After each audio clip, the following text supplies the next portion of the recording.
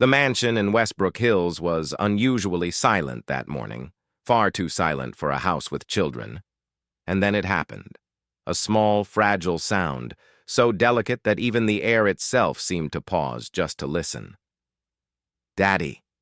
Victoria Montgomery froze at the doorway. Her Hermes handbag slipped from her hand and hit the marble floor with a soft clack. She was nearly petrified, her emerald green eyes widening, locked onto the scene before her. Her twin daughters, Grace and Hope, children who had never spoken a single word in all 5 years of their existence, were sitting on the soft wool rug, their sparkling eyes turned toward the man kneeling on the floor. Darnell Robinson, in his faded Navy janitorial uniform, work gloves still on his hands, had his arms open toward the girls. His voice trembled as he whispered, "It's okay, sweetheart. Daddy's here." And then the sound came again, clearer, stronger. "Daddy," this time from the other child. In that moment, everything inside Victoria plunged into a void. Her chest tightened, her throat burned dry, her whole body locked in place. Her daughters, born paralyzed, unable to walk, unable to speak, were now moving their lips, forming the first word of their lives. A word that shattered every diagnosis the top specialists had ever given. She couldn't breathe. For 5 years, experts from Boston Children's Medical Center had insisted Grace and Hope would never speak. Therapists said their brains couldn't process language. But here, in her own home, the impossible was happening. Her 2 children were calling the janitor Daddy. Darnell had no idea Victoria was standing there. His eyes were gentle, holy, focused on the girls, his warm voice soft, as if any louder sound might cause the fragile moment to dissolve. "Sweetheart, say it again," he coaxed gently. Victoria's heart sank to the very bottom. She had spent millions of dollars on hospitals, therapies, machines, and doctors. She had prayed quietly and cried in places where no one could see. Her husband, Jonathan, had died in a plane crash when the girls were only 3 months old. Since that day, she had tried to turn this house into something solid, orderly, structured, anything that would keep the grief from leaking through. Yet a single word had broken everything. She stepped back slowly before anyone could notice she'd been there. The door closed behind her with a soft sound, but the word Daddy clung to her mind like a ghost refusing to leave. Victoria walked down the long hallway. Her Louboutin heels touched the marble floor without making a sound, just like she herself, beautiful but silent, for many years. The tall, cream-colored walls were lined with portraits of ancestors, all smiling, while the house itself remained cold. A thin breeze slipped through a cracked window. For the first time, Victoria felt as if the house was watching her. She entered her office and sat at the large oak desk. Her fingers touched her familiar signing pen, but her mind couldn't hold on to anything. All she could see was the image of her daughters reaching toward Darnell, their eyes filled with a vibrancy she had never witnessed. She had lived in silence for too long. When Jonathan was alive, the house overflowed with laughter. He sang in the garage, told stories at dinner, hummed melodies when Grace and Hope were still in her womb. But after he died, she replaced laughter with rules, music with control.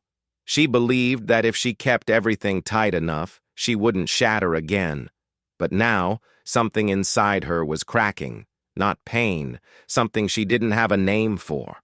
She leaned back, staring up at the ceiling, trying to convince herself she might have misheard. Maybe the girls hadn't really spoken. Maybe it was just meaningless noise. But no, she had heard it clearly, not once, but twice. Victoria stood and walked to the window. From the second floor, she could see the vast garden below, once designed to be filled with joy, but the swings had never been pushed, the grass held no tiny footprints, toys remained tucked in their boxes year after year. She had created a world that was correct, but not alive. And then Darnell Robinson had appeared. He'd arrived 3 weeks earlier. The management company said he was hard-working, quiet, and reliable, originally from Germantown, with experience in several hospitals and centers. Victoria had barely spoken to him, only glimpsed him in corners of the hallways, cleaning or humming softly. He was meant to be invisible among a large staff, but the girls noticed him. Nurses had said, "The girls follow his voice. They're calmer when he's around." Victoria had dismissed all of it. She assumed everyone was imagining the beautiful things they wished were true, the way people cling to the tiniest hope when they've been desperate long enough. Now she didn't know what to believe. Victoria put her hands over her face and exhaled. What did he do to them? How did he do it? She walked down the hall toward the care room. The door was slightly open. Inside, Darnell sat on the floor, the twins asleep beside him. He was writing something in a brown notebook, head slightly bowed, humming a slow melody. Victoria didn't enter. She simply watched. Grace and Hope breathed steadily, their faces peaceful. One of them twitched slightly, as if a dream brushed softly across her cheek. Darnell gently tucked the blanket around her. Every movement was tender, as if each touch carried meaning. He didn't look like Jonathan. Jonathan had been tall, blonde, blue-eyed, the classic New England man. Darnell was shorter, leaner, with close-cropped hair, deep brown skin, and the tired face of a man who had endured too much. Yet somehow the feeling he brought into the room was exactly what Jonathan used to bring. Warmth, life, presence. Victoria's throat tightened. She turned away before Darnell noticed and returned to her bedroom. That night she couldn't sleep, lying in the darkness, eyes wide open, staring at the ceiling. Every sound in the mansion suddenly sharpened. The ticking clock, the faint whistle of air through the vents, the rustling leaves outside the window. And beneath all those sounds, one word refused to leave her mind. Daddy. It wasn't just a word. It was a door opening towards something she thought she had lost forever. Victoria shot upright, her body trembling slightly. She whispered into the darkness, "Jonathan, if you can hear me, what is happening to our children?" There was no answer, only the sound of her own heavy breathing. But she knew one thing for sure. Tomorrow, she had to speak to Darnell. She needed to understand what he had done and why her daughters had found their voices in the arms of a stranger.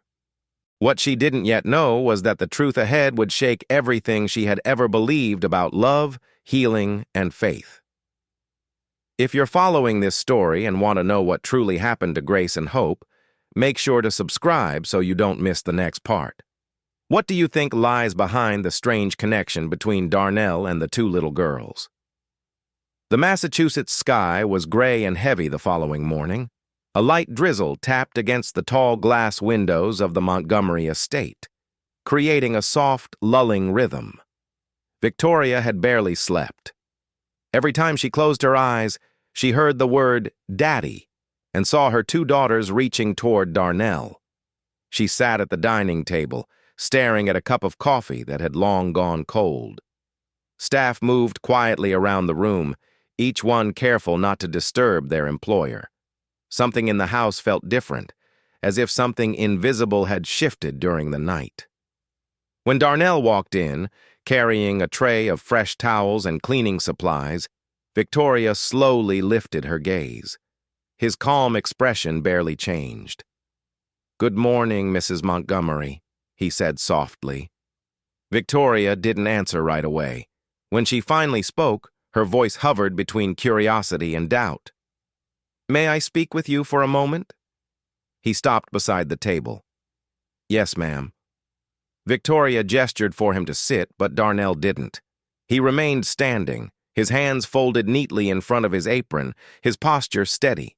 She studied him in silence for a long moment, as though trying to find something in his face, something she herself couldn't name yet. Finally, Victoria spoke, her voice careful, lower. "I saw what happened yesterday." The room seemed to be still. "I heard them speak." Darnell's eyes softened. He didn't look surprised. "Yes, ma'am. They said, 'Daddy.'" Victoria continued, her words falling out slowly. Both of them.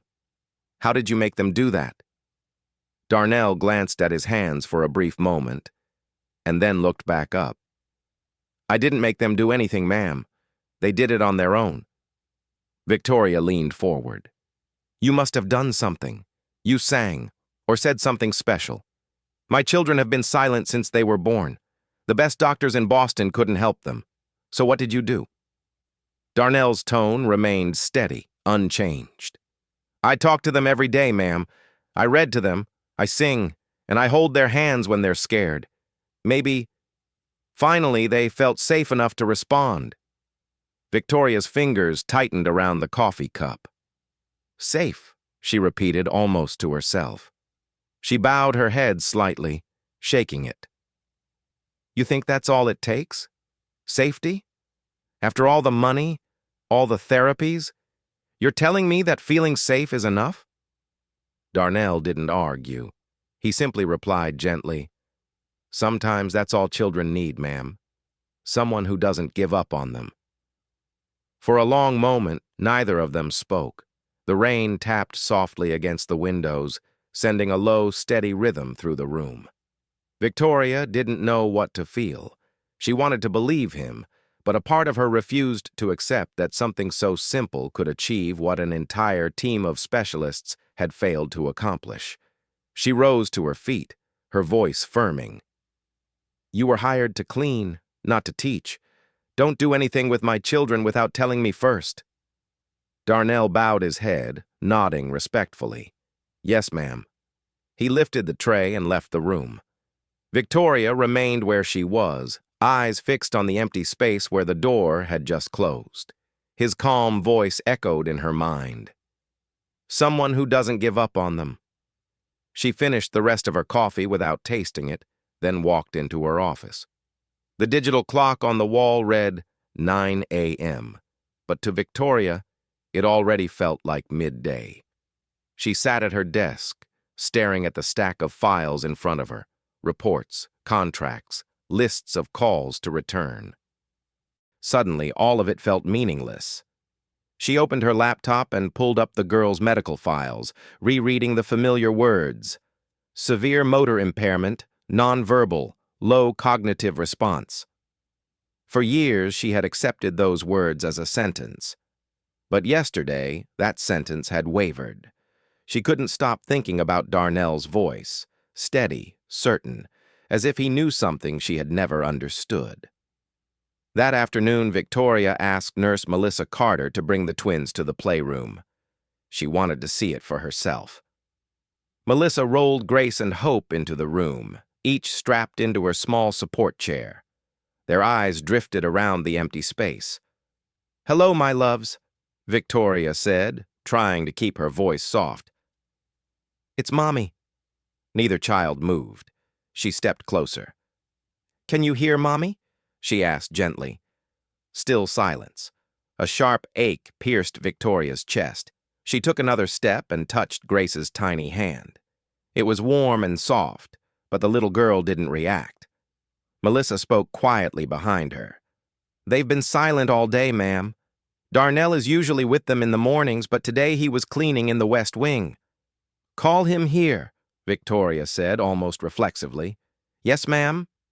A few minutes later, Darnell entered. His uniform was slightly damp from work, the yellow gloves tucked into his apron pocket. He stepped in carefully, avoiding direct eye contact with Victoria. When Grace saw him, her expression changed instantly. Her tiny fingers twitched against the armrest. Hope's head slowly turned toward Darnell. Darnell smiled, his voice lowering. Hi, sweetheart, he whispered. Both girls blinked at the same time, then gave a faint, soft smile, one Victoria had never seen directed at her before. Darnell knelt between their chairs and began humming a gentle, slow melody. It wasn't a song Victoria recognized, just a simple, soothing tune. Grace made a tiny sound in her throat as if trying to imitate him. Hope's hand stretched out just a bit farther. Victoria's eyes widened. Do you see that? She whispered to Melissa, her voice nearly breathless. Melissa nodded, whispering back, They've never done that with anyone else, ma'am." Darnell looked up, his expression still calm. "You see, ma'am, they can respond. They just need time, not pressure." Victoria felt something shifting inside her, clearly, unmistakably. She wanted to speak, but no words came. Her throat tightened again, but this time, it wasn't anger. After a long silence, she managed only one sentence. "You may stay with them for the entire afternoon." Darnell nodded, replying softly, "Yes, ma'am."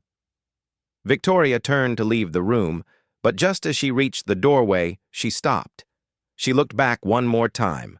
Darnell sat on the floor between the twins, still humming softly.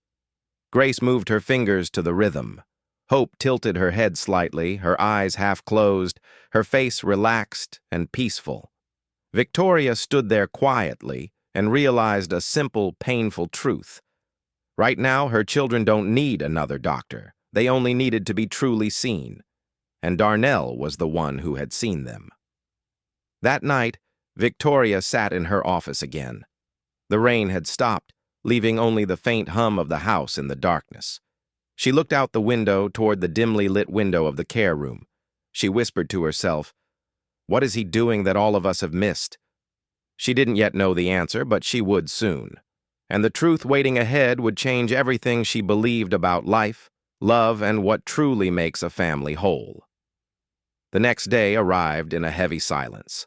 The Massachusetts sky was still wrapped in a dense gray, and damp winds swept past the old oaks surrounding Westbrook Hills. Inside the estate, everything was as clean, orderly, and quiet as ever. But Victoria couldn't find any peace. She had spent almost the entire night just thinking about what she'd seen in the playroom.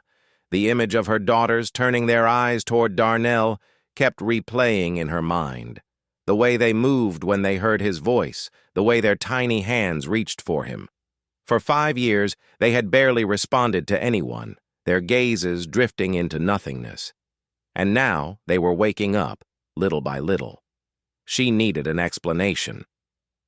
Victoria went upstairs, walking down the hallway toward the care room. She hadn't even touched the doorknob when a warm, gentle voice drifted out from inside. Darnell. She pushed the door open very softly and stopped. Darnell was sitting cross-legged on the soft rug, the twins lying beside him. The curtains were drawn wide, letting the pale morning light of a gray day wash over the room. His back was straight, his hands patiently rubbing lotion into the girl's arms. His voice was low and steady. He was singing. And in that moment, Victoria's entire body froze. She knew that song. It hit her like a memory she had spent years trying to bury deep in her subconscious.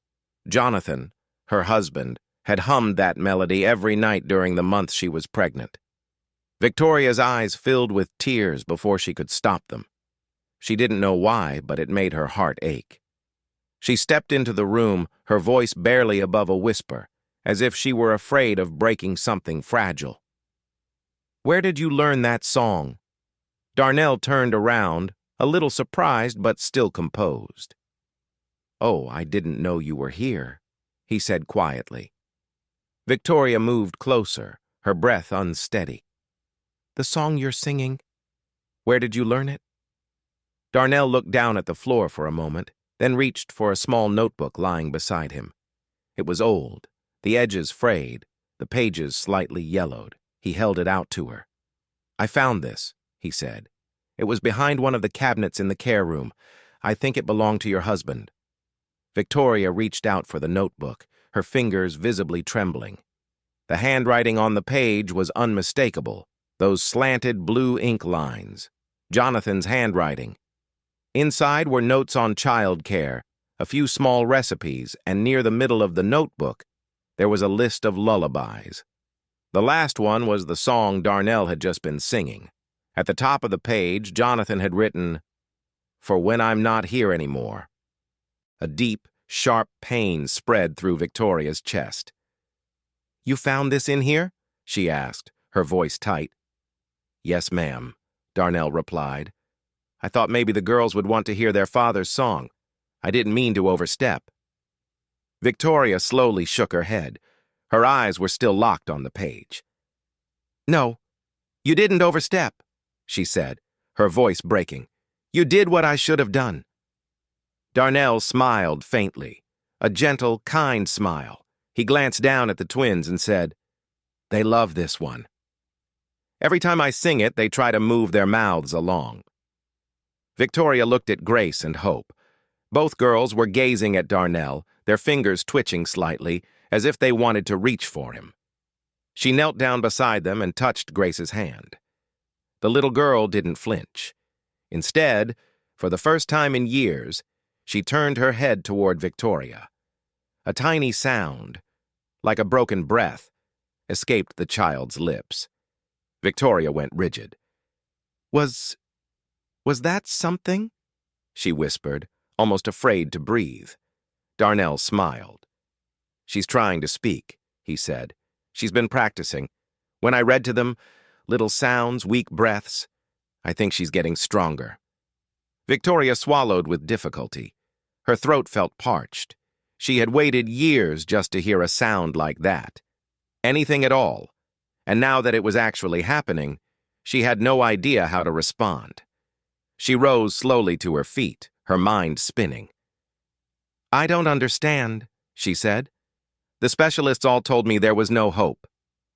Darnell answered in a gentle but steady voice. "Hope doesn't disappear, ma'am. People just stop listening to it." Victoria looked him straight in the eye. There was no arrogance there, no trace of self-importance, only pure sincerity. That afternoon, Victoria couldn't bring herself to leave the care room. After lunch, she quietly returned and stood in the hallway. Through the crack in the door, she heard Darnell's voice, steady and calm. He was reading a picture book, his voice slow and clear. After each sentence, he paused for a few seconds, patient, waiting, as if every moment mattered. "It's okay, sweetheart. You can talk," he whispered. "You can try." Victoria leaned her back against the wall, arms folded across her chest, not out of anger, but because her heart felt so heavy.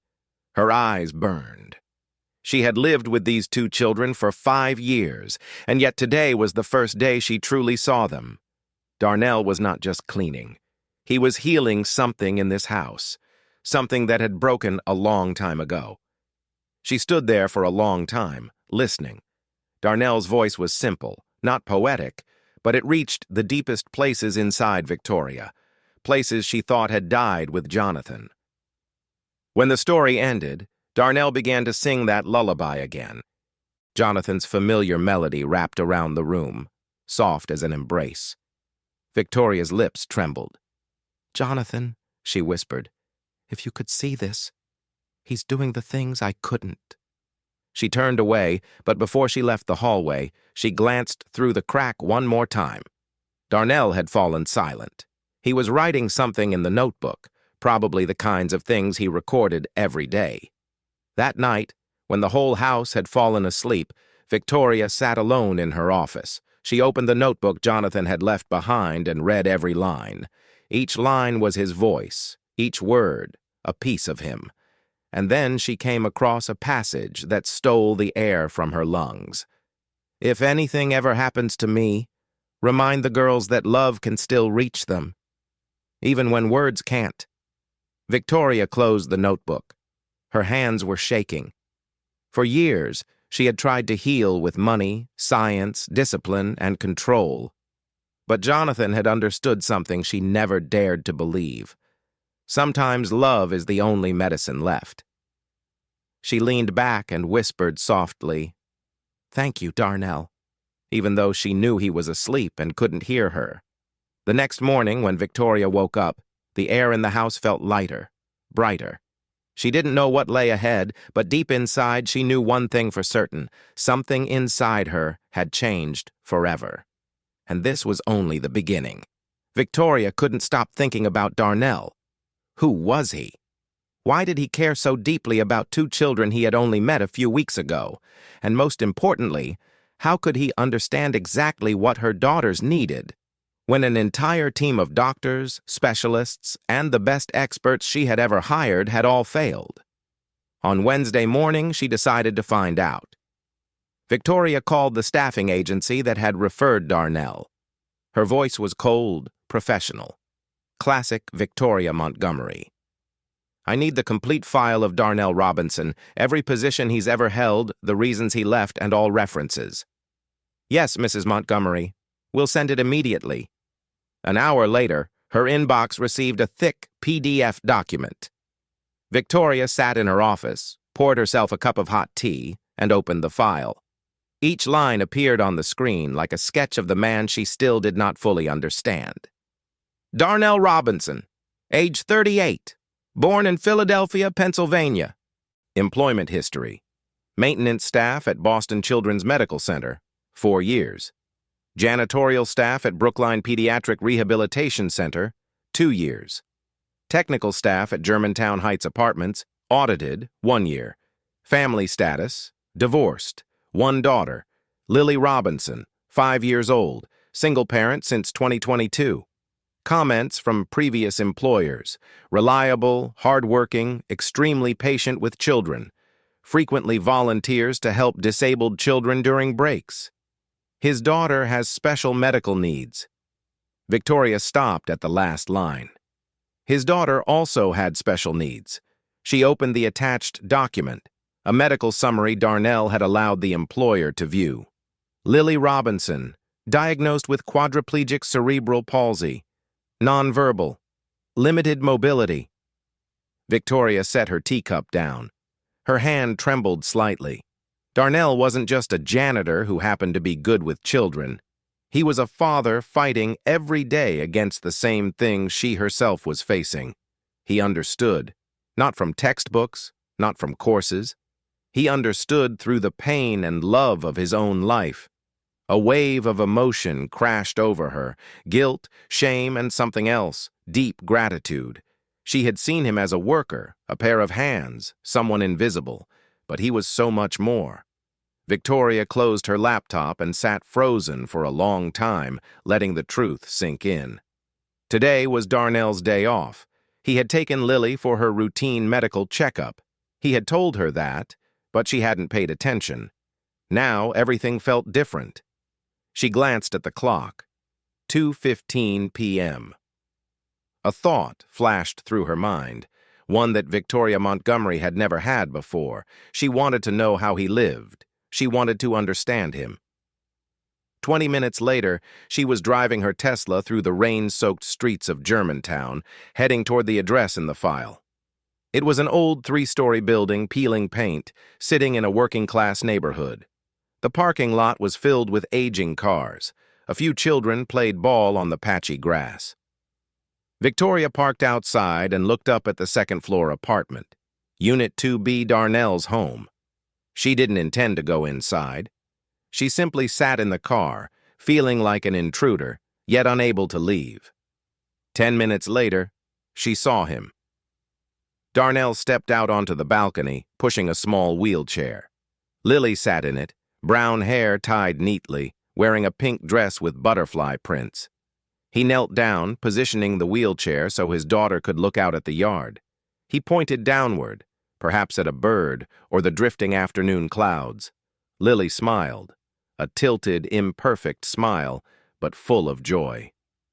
Darnell bent forward, kissed the top of her head, then began singing. Victoria couldn't hear the words, but she saw his lips moving, saw Lily trying to mimic him bit by bit. A simple moment. A father, a disabled child, an old balcony. But to Victoria, it was everything. She understood now. This was why he knew how to speak to grace and hope. He had been speaking this way to Lily every single day. He was patient because he had to be patient. He never gave up because giving up would mean abandoning his own child. Victoria's throat tightened. She didn't realize she was crying until a tear slid down her cheek. Darnell wasn't helping because of money. He was helping because he understood, and maybe because he still believed in something she had lost long ago. Miracles. Victoria continued watching. Darnell pushed Lily back inside. The lights in the small kitchen flicked on. He placed a pot on the stove, probably preparing dinner. A simple, difficult, but loving life. 3:40 p.m. Victoria exhaled. She needed to return home. Just as she started the car, her phone vibrated with a message from Melissa. "Mrs. Montgomery, Hope just made a new sound. It sounded like she was calling her sister. You should come home." Victoria read the message twice. Her heart jumped. She looked up at apartment 2B1 last time, then drove back to Westbrook as fast as she could. By the time she arrived, it was fully dark. Victoria almost ran up the stairs. In the care room, Melissa stood up as soon as she entered. "You should hear this," she said softly. Victoria knelt beside the crib. "Please, let me hear." Melissa stroked Hope's hair. "Call your sister, sweetheart." Hope glanced toward Grace. Her lips quivered. Then a weak sound escaped. "Ooh, Ray! Grace!" Victoria's tears spilled instantly. For the first time in 5 years, she heard one child trying to call the other. "She's done it 3 times now," Melissa whispered. "The first time was at 3 p.m. Darnell wasn't here. She did it on her own." Victoria gathered Hope into her arms, tears falling onto her daughter's hair. "You did so well. Mommy is so proud of you." She touched Grace's cheek. "You too. You're finding each other again." That night, Victoria stayed between their cribs until late. She didn't want to leave. She had never wanted to stay more than she did tonight. Melissa left at 9. "Do you need me to stay?" "No, thank you. I want to be with my girls tonight." The room was left with only Victoria and the twins. She sat on the floor, staring into the dimness, her heart full. She thought about Jonathan, about Darnell, about the 2 little girls slowly finding their voices, and about something she was feeling for the first time in 5 years, hope. The next morning, Victoria woke at 5 a.m., curled on the care room floor. Her neck ached, but she didn't regret it. She fixed the girls' blankets, then went to the kitchen to make coffee. At 7 a.m., she heard the back door open. Darnell had arrived. She stepped into the hallway, her heart beating faster for a reason she couldn't name. He was changing into his uniform in the laundry room. When he saw her, he startled slightly. "Good morning, Mrs. Montgomery." Victoria stood in the doorway, looking at him. The man in the worn uniform with calloused hands, but a heart stronger than anyone she had ever met. The image of him and Lily on the balcony flashed in her mind. His smile, his resilience, and the way he never gave up. "Darnell," she said softly, "I want to thank you. Not just for what you've done for my daughters, but for reminding me what truly matters." He looked flustered. I'm just doing my job." "No," Victoria interrupted. "You're doing far more than that. And I've seen it." Darnell didn't know what to say. He simply nodded, his eyes softening. Victoria smiled, the first real smile she'd had in days. "You'll want to hear this. Yesterday, Hope called Grace's name 3 times. Darnell's face lit up. "Really? She did it?" "Yes," Victoria said, her voice trembling. "And it's because of you. You gave them belief." Darnell bowed his head, as humble as ever. "They just need time and love." "The girls are waiting for you," Victoria said. "They miss you." "I miss them too," he replied quietly. And in that moment, Victoria knew everything had changed. Not just for her daughters, but for herself. She had lived like a ghost for 5 years, but Darnell, with his humility, his patience, and his unconditional love, had reminded her that life can begin again, even after the deepest pain. The air outside grew thick and heavy that afternoon. The Massachusetts sky was swallowed by dense black clouds, and wind tore through the tall oaks surrounding Westbrook Hills like long warning sighs of an approaching storm. The weather report warned that tonight would bring a powerful storm, the kind Massachusetts only saw once every several years. Victoria stood by the office window, watching the garden tremble under the wind. She glanced at the clock. 4:45 p.m. Darnell usually ended his shift at 5. She went downstairs and found him cleaning in the laundry room. "Darnell," she called softly. He turned. "Yes, ma'am." "A storm is coming. You should go home to Lily early today. The roads could get very dangerous." Darnell looked out the small window, worry flickering across his face. "Yes, ma'am. I plan to leave at 4:30, but—" He hesitated. "But what?" "The girls seem restless today," he said. "They keep turning toward the door. I think they can sense the storm." Victoria understood. The girls were sensitive to weather shifts, to pressure changes. "You did well," she said. "Now go home to your daughter. I'll stay with Grace and Hope." Darnell nodded, though worry lingered in his eyes. "If you need anything, please call me. I'll keep my phone on." "I will," Victoria replied. "Drive safely." Darnell left at 5:15, just as the first raindrops began tapping softly against the glass. Victoria went up to the care room. Nurse Melissa was preparing for the night shift. "Mrs. Montgomery," Melissa said, "I checked the forecast again. This storm might cause an outage. I've prepared flashlights and candles." "Thank you, Melissa." The twins were already in their cribs, but not asleep. Their eyes were wide, staring up at the ceiling. Grace's fingers twitched slightly. Hope turned her head toward the window, where the wind was slamming against the glass. Victoria pulled a chair between the cribs. "I'm here, my loves," she whispered. "I'm not going anywhere." But the girls weren't calm. Their eyes kept shifting toward the door, as if waiting. They were waiting for Darnell. A sharp ache pressed into Victoria's chest. She was their mother, yet the person they sought was him. By 7 p.m., the storm truly hit. The wind grew into long, haunting howls. Rain hammered the windows like handfuls of pebbles thrown again and again. Then a thunderclap exploded, shaking the entire house. The lights flickered once, twice, then went out. "Power's out," Melissa said quickly, turning on a flashlight. In the darkness, Victoria heard something she had never heard before. The girls were crying, not whining, not soft, restless sounds. Real crying, panicked, terrified, choking cries. "Grace! Hope!" Victoria leapt to the cribs. She lifted Grace into her arms, holding her tight. "It's okay, sweetheart. Mommy's here. Mommy's right here."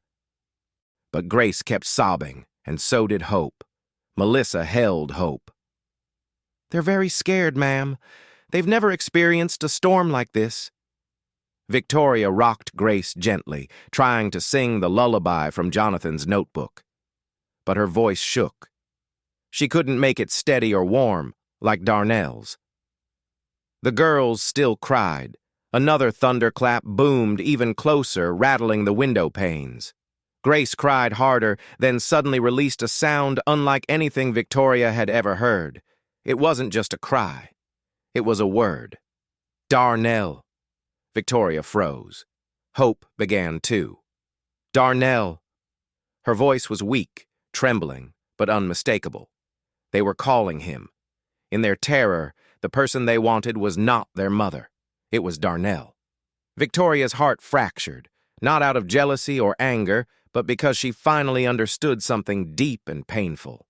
She gently laid Grace back into her crib. "Melissa, stay with them. Keep them calm. I'll be right back." She ran downstairs, grabbed her phone, and dialed Darnell. The phone rang once, twice, 3 times. "Hello?" Darnell's voice came through, wind and rain roaring behind him. "Darnell, it's Victoria. The girls. They're calling your name. They're terrified. I don't know what to do." There was a brief silence. Then he said, "Can you put the phone near them? Let me talk to them."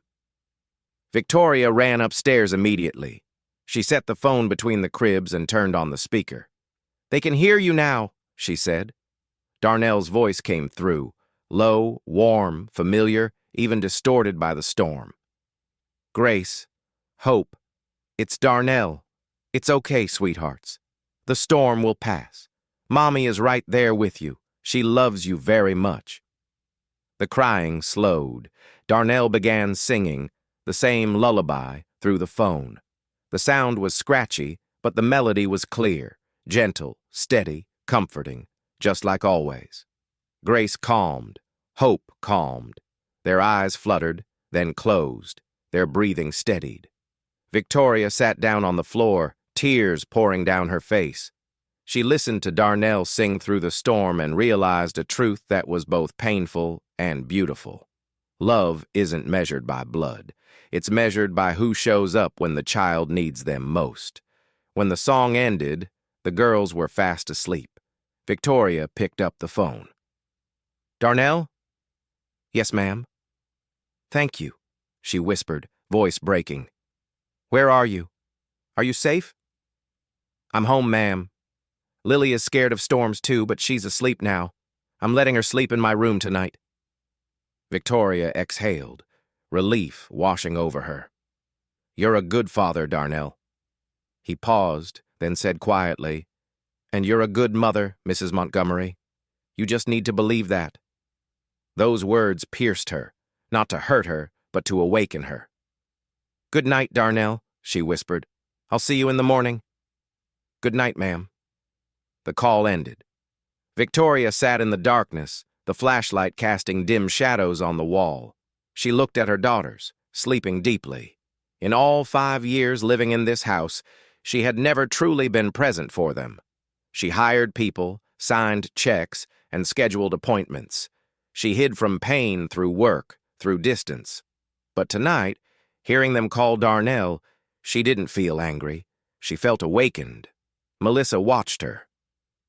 Mrs. Montgomery, do you want me to stay so you can rest? Victoria shook her head. No. I'll stay with them tonight. The nurse nodded. I'll be in the next room if you need anything. When Melissa left, only Victoria and the twins remained. She sat between the cribs, holding Grace's hand in one and Hope's in the other. Then she began to sing. At first her voice trembled uneven. But slowly she found the melody, Jonathan's lullaby, the song Darnell had brought back. This time she wasn't singing because she thought she had to. She sang because her heart wanted to. The storm lasted past midnight. Around 1 a.m., rain still fell steadily, but the thunder had drifted far away. Victoria remained there, singing the song she once thought she had forgotten. Sometimes she stopped just to watch their small, sleeping faces. She touched Grace's cheek, then Hope's. I'm sorry, she whispered. I'm sorry for being gone so long, but from now on, I'll be here. I promise. Tears slid down her face. For the first time in 5 years, Victoria wasn't crying from grief. She was crying from hope. Around 2 a.m., the storm had nearly dissipated.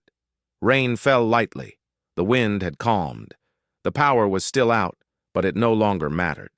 Exhaustion overtook her. She lay down on the floor between the two cribs, staring up into the dim ceiling. She whispered into the quiet, Jonathan, if you can see me now, I've changed. I think I finally understand what you wanted me to learn all along. No answer came, only the soft breathing of her daughters and the steady rhythm of her own heartbeat. But Victoria felt something, a warmth, like someone silently nodding in approval. She smiled in the darkness and closed her eyes. For the first time in 5 years, Victoria Montgomery slept beside her daughters, not out of duty, but because her heart had chosen to. Victoria woke up in the pale sunlight streaming through the window. The power had been restored. She sat up, her neck sore from spending the whole night on the floor, but her heart felt light, as if she had finally set down the boulder she'd been carrying for years. She glanced at the clock on the wall. 7 a.m. The girls were still asleep, their breathing steady, their faces peaceful. Victoria rose quietly, not wanting to wake them. The morning shift nurse, a young woman named Rachel, was preparing formula in the corner of the room. Good morning, Mrs. Montgomery, she smiled, slightly surprised. Did you sleep here all night? Victoria nodded, smoothing her hair back. Yes. Last night was very special.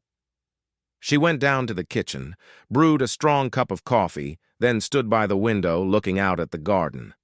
Broken branches were scattered across the lawn, the remnants of the storm. But the sky had cleared and sunlight was slipping through the slowly dissolving clouds. At exactly 8 o'clock, the back door opened. Darnell stepped in, his uniform still marked with a few faint streaks of rain left over from the night before. Victoria turned around. They looked at each other for a few seconds, neither of them speaking. Something in the air had changed, a wordless kind of connection. "Are you all right?" she asked, her voice noticeably softer. "Yes, ma'am. Lily is all right, too. She was a little shaken by the storm, but she smiled again this morning." Victoria stepped closer. "Darnell, last night the girls called your name.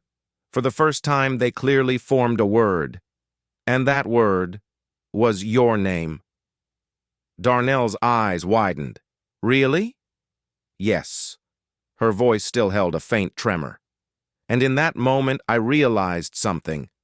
My daughters love you, not because you're staff, but because you're the one who is always there when they need someone." She paused for a beat, looking straight into his eyes. "And I realized something about myself, too. I've been running away for the last 5 years. I hired people to care for my children because I was afraid to love and lose again. But you showed me that loving someone doesn't mean you're not afraid. It means that even when you're afraid, you stay." Darnell listened in silence, not interrupting. Victoria took a deep breath. "I want to ask you something." "And you have every right to refuse." "Please go ahead, ma'am. I want you to move in here. With Lily." Darnell froze, clearly stunned. Victoria spoke quickly, afraid he might misunderstand. "In the West Wing, there's a row of rooms that used to be for guests. 3 bedrooms, a private living room, and a small kitchen. You and Lily could live there, rent-free, and I'll double your salary." She paused, then continued more slowly. "But not because of the money. Not because I want to buy your dedication, but because—" Her voice suddenly tightened. It took her a few seconds to go on.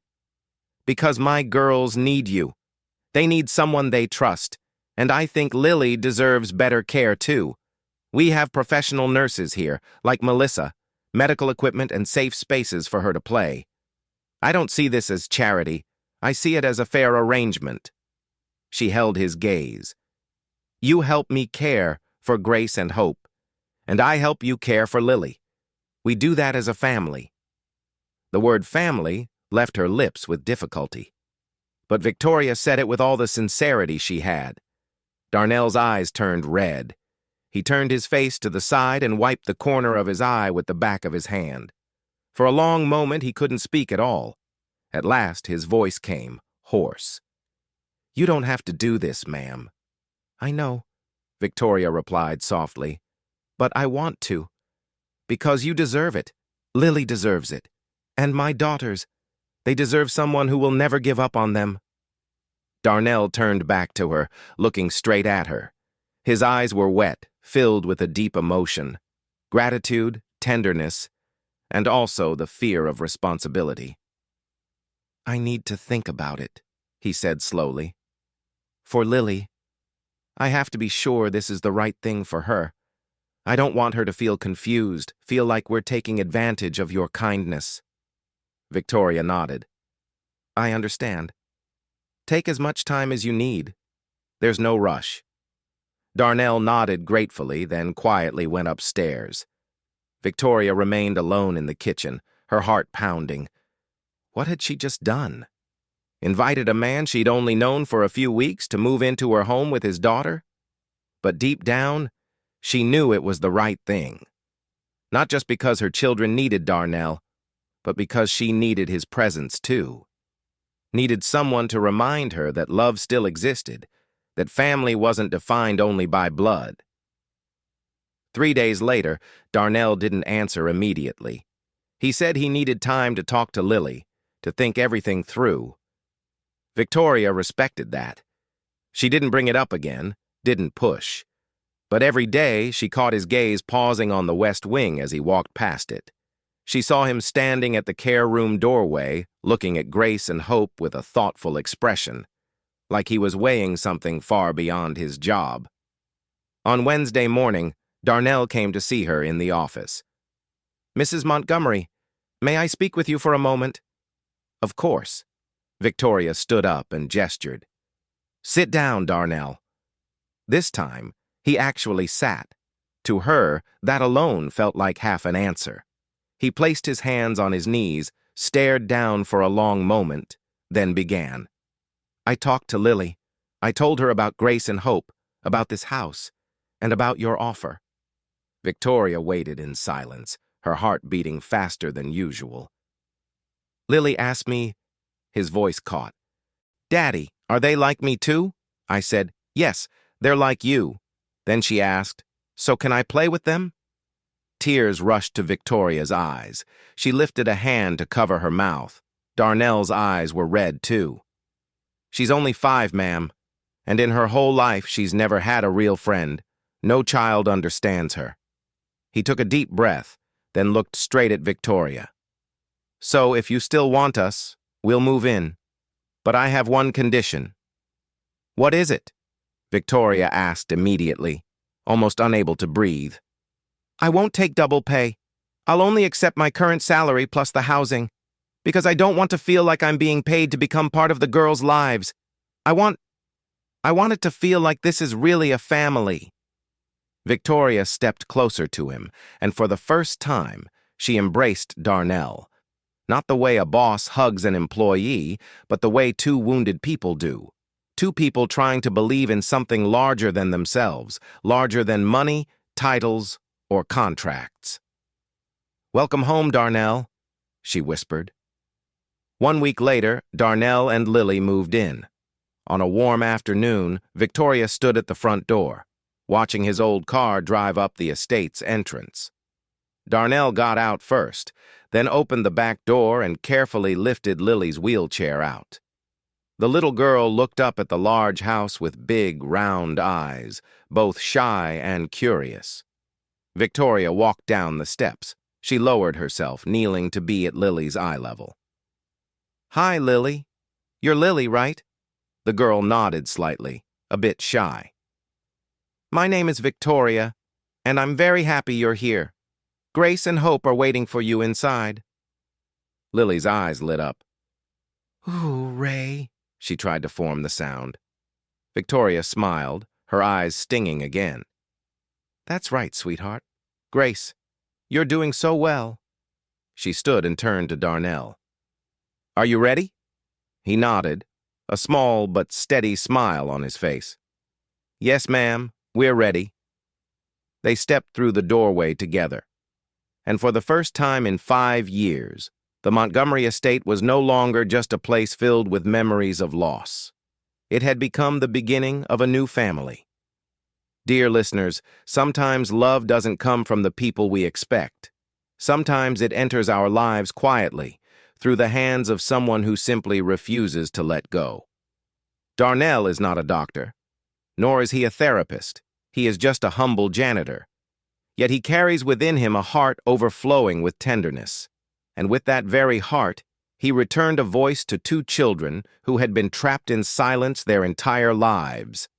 And Victoria, a woman who once believed that money could fix everything, learned that love cannot be bought, and healing does not always come from medicine or modern methods.